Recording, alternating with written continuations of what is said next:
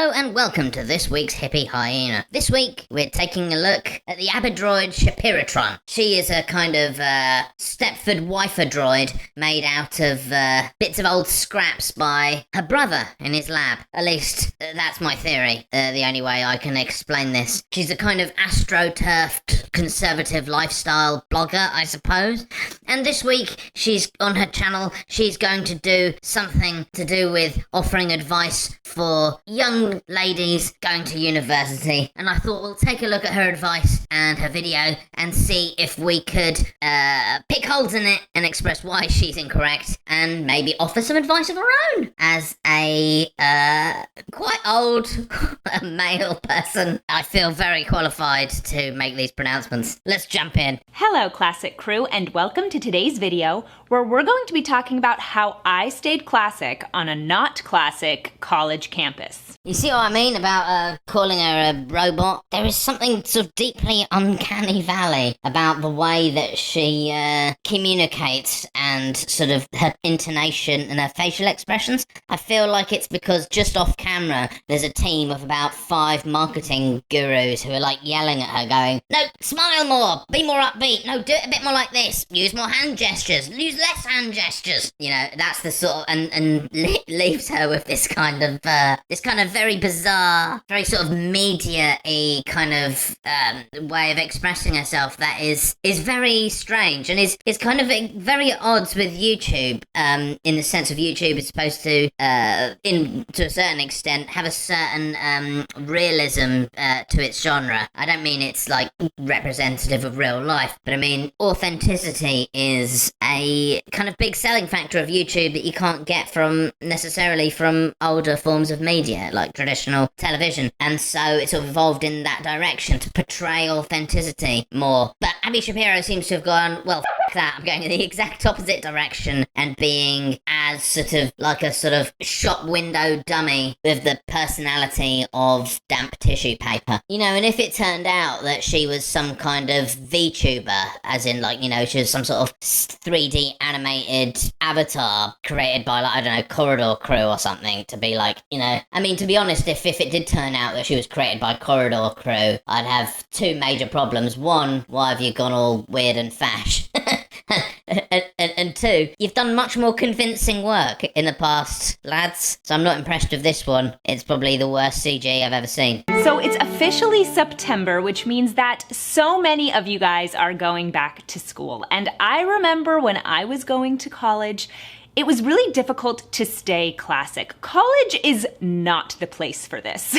For a lot of people, college is an excuse to act like you're at summer camp all year long. You don't have any parental supervision, you're hanging around with your friends all day, every day, and it's an excuse not to be classic. Isn't it really weird how she uses the word classic? It's sort of like, it makes it sound like she's asking you to like join the hive mind, join a sort of collective kind of, in a sort of Borg sense, you know? It's sort of like she's like, yes, join us and you can be classic too. Are you classic? I want to be classic. Don't worry, if you're not classic, I know how to make you classic. So I think that it's a really important thing to try to keep in mind how to be classic even when you're in a situation that isn't conducive to that sort of behavior.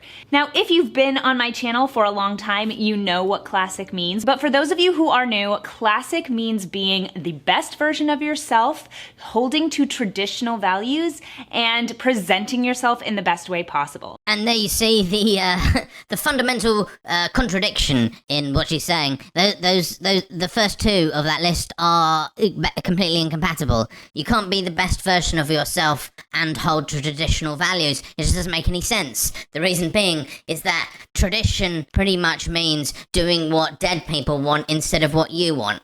Like, if they were the right thing to do, if you truly believe that's just the right thing to do, regardless of what people thought was the right thing to do in the past, then they wouldn't be traditional values, they'd just be your values. But they're not, because they're traditional ones. Like, traditional just really means old and wrong and not really defensible in any way. So you're assigning them the sort of epithet of tradition as if that grants them some kind of special privilege of ideas or values that you don't have to defend on their own merits, you know? We like to view things realistically as classic women, and in doing so, we are able to live our happiest and most fulfilled lives.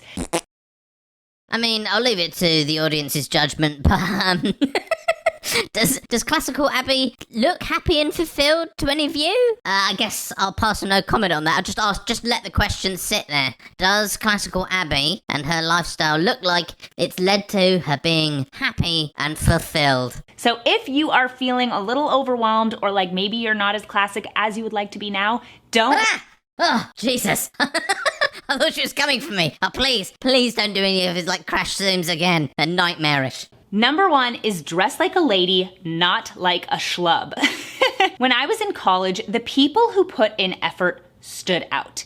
I would say maybe 90% of people really didn't put an effort into their looks. Wow.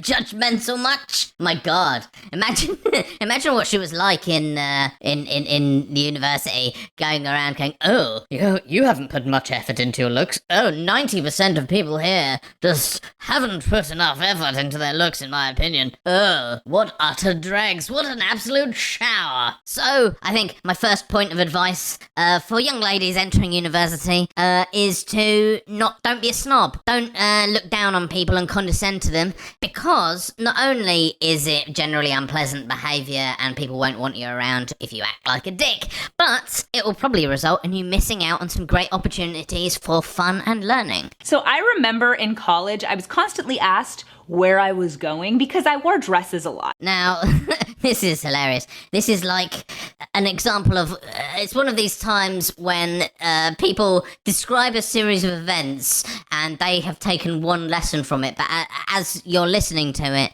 you can tell that they've taken the wrong lesson or misinterpreted what's happening. The reason people are asking you in a sort of derisive tone, where are you going, is because they were commenting on the fact that you are overly dressed up inappropriately, you know? If you're gonna choose how to dress and care about your appearance, one of the important things is choosing the right clothing for the right event, you know, to be not completely at odds with what's going on. I mean, you can do that if that's what you want to do, but it sounds more like, you know, I mean, just imagine like knowing classical Abby in university as she describes it. She's going around dressed in, like, probably in my imagination are sort of ball gowns with full makeup, and as if she's going to like the horse races with the Queen with like some ludicrous hat, I'm imagining, and she's going around sort of looking down on me going, oh, like 90% of people here haven't dressed up. Ugh. I mean, people, when they're saying to you, oh, where are you going, in that tone, they're taking the piss out of you, Abigail. They're making fun of you because you look ridiculous, and you are ridiculous. I think this is a sign for how this is going to go. I feel like this video is not so much going to be advice for people, but more kind of like apologia for what an insufferable, drab person that Abigail was in university. Number 2 is don't treat dating frivolously. When I was in college, I did not treat dating frivolously. Everyone on college campuses is trained to think that they should be going out and hooking up and hanging out with people in a way that doesn't lead to relationships. And I was out there trying to date for marriage, which meant I didn't date very much, to be honest. God, this is so depressing. This is so depressing. Oh, in university, she was dating for marriage? What are you, crazy? You know, I think it's more likely that people weren't dating her, you know, because she was nuts and was always going around looking down on everyone and wearing ridiculous outfits that were inappropriate and kind of came across like it, you know, well, exactly like the person that she is, I guess. Unbelievable. The reason it's so sad is because you realize, like, how unhappy she is. And, I mean, you can see that immediately in everything about the way she speaks, looks, and, holds herself, that she's a deeply, deeply unhappy person. And you realize why, that she's just basically just wasted her life. She's just spent her time doing what she thinks, like, dead people have told her to do, trying to follow the kind of social mores of the past whilst letting opportunities to grow as a person, enjoy life, experience new things with new people, just letting all of those opportunities just drift on by and just totally waste her university time. So here's my next piece of advice. I don't know, what are we on now? 2, 3? I can't remember. Counting is my strong point. My advice is, don't do what she did in university. Don't waste that opportunity.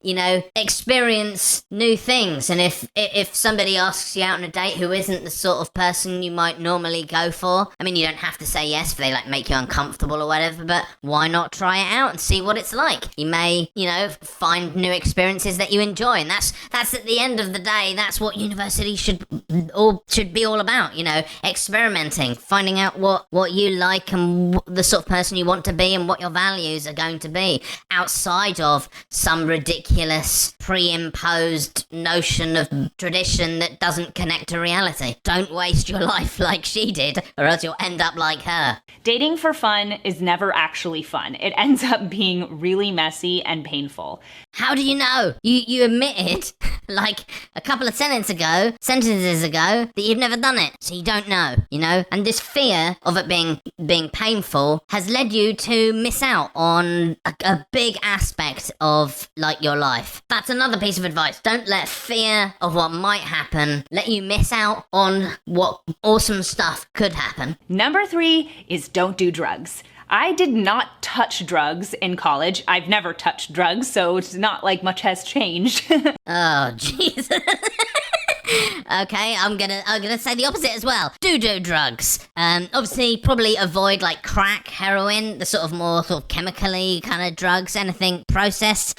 Stick to drugs I would recommend that grow naturally, things like magic mushrooms, and of course the ever popular miracle that is cannabis. Because I kind of feel like if you've never ever smoked cannabis, if you've never taken an edible, if you've never eaten a vast amount of ego-destroying magic mushrooms, have you really lived your life? Not really. It's to me, it's almost like you're living your life inside a tiny little box and you're not seeing anything that's on the outside. So as much as I can do within legal limits, I would personally recommend taking as much drugs as possible, because drugs are awesome.